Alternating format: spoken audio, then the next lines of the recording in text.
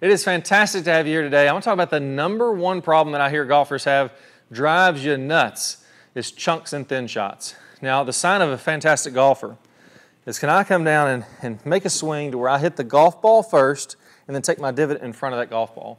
So what I've done here is I've put a piece of tape on the ground, and what we're going to do is hit shots to where I hit this ball that's just in front of the tape and I don't hit the tape. There we go. That was a nice swing. It felt great about that one. Nice little draw. One of the first swings of the day. Hit the 7-iron, 187. That's pretty good for me. And it was a nice straight shot, just a little tiny draw. So I'm probably going to go downhill from here. That's about as good as I got. But you can see that I missed the tape there. Now, what I've done is I've taken about 1.5 inch wide piece of tape. If you're indoors, this is perfect. If you're outdoors, you can take some spray powder that you spray your club face with, spray a line on the ground. Take a tee and just scrape a line on the ground. Whatever you got to do, a chalk line, doesn't matter. But I'm going to put basically the front of this line, my entire golf ball should be on this side of it, or the lead side of it. So if I put my golf ball right on this line, if I hit a good shot, yes, I'm hitting ball first, but I'm going to hit the front half of this tape. I'm going to knock it up. I want the entire golf ball to be on front of the line. So this front edge of the line, my whole golf ball is in front of it. That's how you know that you have the correct spacing. Now, if I throw it way up here, I can still chunk it and not hit the tape. So I don't want to do that. I want the back of the golf ball right on that line. Now, from here, this video, I don't want to water it down for you. You've probably seen tons of videos on hitting the ball in front. Most of them, in my opinion, are just hitting the highlights. They're not really getting into the details. It's not really what you need to actually fix the problem. I want to give you the good stuff here. So we're going to break it down. I'm going to show you what you need to do with your body, then your arms and the club. So you can watch this one video. You can fix the problem forever, as long as you follow the drills that I'm going to lay out here for you. And then we can be done with it. We can move on to the next thing after we're making clean contact. So first, let's start. Get rid of the club. The reason for this is your center of mass, or where the low point of my swing is going to be, it's a huge deal where the center of mass of your body is. So if I take, roughly if I'm standing straight up and down here, the middle of my hips, so you imagine this is the outside of my hip, this is the outside of my hip, the middle of my hips, right around belt buckle height, is the center of mass of my body. It's not perfect, but that's a good idea for most golf swings at least.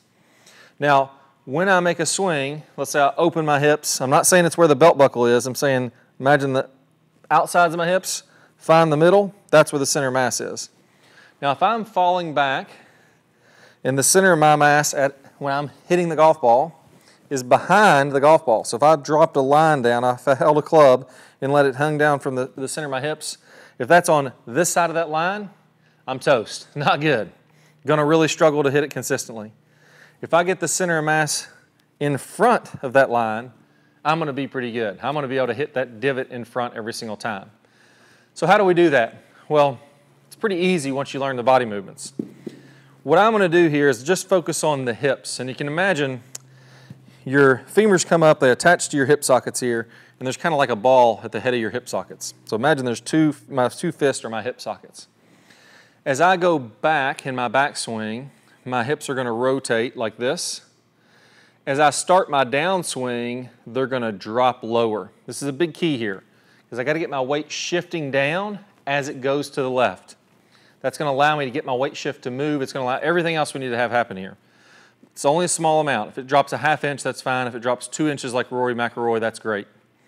I go to the top, my hips drop, and then they come up the U.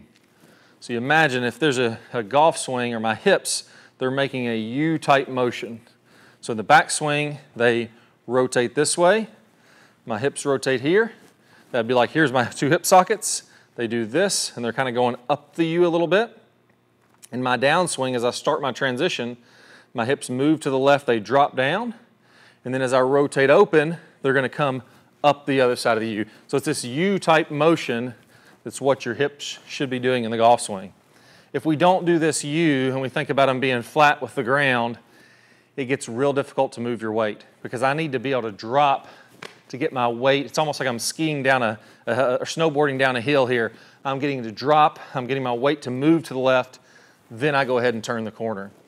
If I don't get the dropping motion, if I'm immediately kind of standing up, I'm going to end up kind of going here and then popping back out of it this way. I'm going to have this type of a motion. So imagine that. I like to call it the power U. My hips are doing that in the golf swing. Just take your hands, put them on your hip sockets, and make that U-type motion.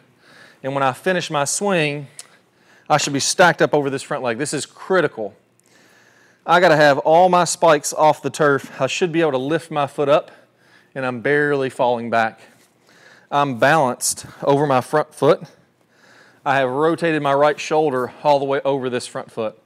If my right shoulder stays behind the front foot, my weight will be going back. You're going to hit behind the golf ball. As my right shoulder goes through the shot, if it gets even with the front foot or in front of it, like this, like you see with a lot of tour players, it's going to be easy to hit that divot in front. So do a good 20 reps if that feels easy for you. You're ready to move on. If it feels a little more involved, a little bit tougher, get another 50, 60 reps, whatever it is. It doesn't have to be strenuous, anything like that. Now, here's the next piece.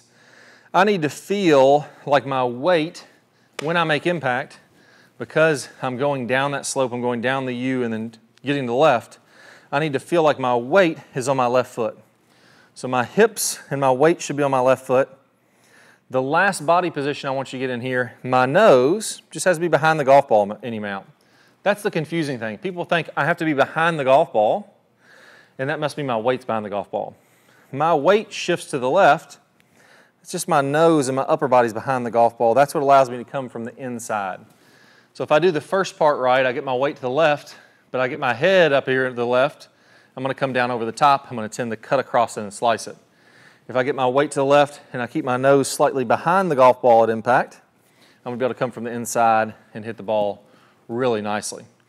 Now from here, it's not really all that much more complicated than realizing that the bottom of my divot is typically going to be about 4 inches in front of the golf ball. So I want to have contact with the golf ball here. The low point of my divot, or the lowest point of the divot that I make after the ball, is going to be 4 inches in front. So it's way up here. So you got to have that visual right of I'm going to hit the golf ball and have it in front. If we don't have that visual right and we're thinking about the low point being at the golf ball, we're going to end up hitting this tape. Because you imagine if my divot is like this, let's say here's flat ground, here's the start of my divot, here's the end of my divot, this is kind of the low point here. Well, if I imagine that the low point is at the golf ball, well, I'm starting to hit behind the golf ball. It's no good. So I have to pull my divot in front of the golf ball. The low point's about 4 inches in front with a good quality tour player. Now to make that happen, this is the second most important thing. The hands have to be in front of the golf ball at impact. That's really as simple as it has to be. If I get my weight to shift to the left, like we just talked about, and I get my hands, so this would be my hands or the club shaft straight up and down. If my hands are here, the low point is going to be at the golf ball, and when I swing, I'm going to hit this tape. I want my hands to be in front of the golf ball. So if you can imagine, I'm shifting to the left, I'm pausing at impact, I'm going to set my club down there. I'm going to have both hands in front of the golf ball. So the back of my right hand should be in front of that golf ball on this side of it. That's how I know I'm doing the right amount. That's a rule of thumb. The real number there is going to be about 30% of your loft is the amount of shaft lean you have. So if a 6 iron, I'm hitting a 7 iron here, it should have 32 degrees of loft, something like that. I'm going to take 30% of that off. So I'm going to take a little over 10 degrees of shaft lean or 11 degrees of shaft lean. I'm going to be, this is 0 degrees of shaft lean, this is 10 or 12 degrees of shaft lean. That's where my hands will be with the 6 iron. If I had a sand wedge or a lob wedge, let's say a 60-degree wedge, 30% of that is 20 degrees. So as I go higher and higher loft, I have to get more and more shaft lean. And that's why you're going to see the pros leaning a sand wedge or lob wedge forward 15 to 20 degrees at impact. With a 6 iron or 7 iron, it's going to be 10 or 11 degrees. With a 3 iron that only has 20 degrees of loft, it's only going to be 5 or 6 degrees. But with every single club, every single one of them that you hit off the ground, even 3 wood, you're going to have your hands in front.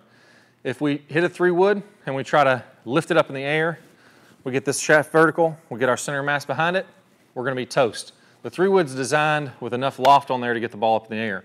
So even with my hands in front, it's going to have plenty of loft to get the ball launching up in there. So if I do this correctly, I should be able to get that power U. And I want you to go ahead, after you do the power U, get about 15, 20 swings where you just put down that piece of tape, scrape a line on the driving range with a tee, put a chalk line down, whatever you need to do.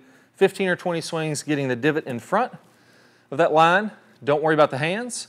Then another 15, 20 swings, feeling like my hands get in front of the line as I make impact. You'll see how that makes it even easier. Big key here, finishing on this front foot. Right shoulder has to get in front of this lead foot, or I'm going to struggle there. Then we're ready to hit the golf ball. Now, if we start to slice it a little bit, that can be normal. Just make sure your head stays back and you're coming from the inside, and you're going to be able to hit some great shots. So here, watch my hips, watch my hands. There we go. Not going to hit one a whole lot better than that. Actually picked up a few yards. Got loosened up there, 192, the 7-iron for the carry. That's pretty daggone good. And my club path, 0, 0.9 degrees, divot in front. You can't over-practice this drill.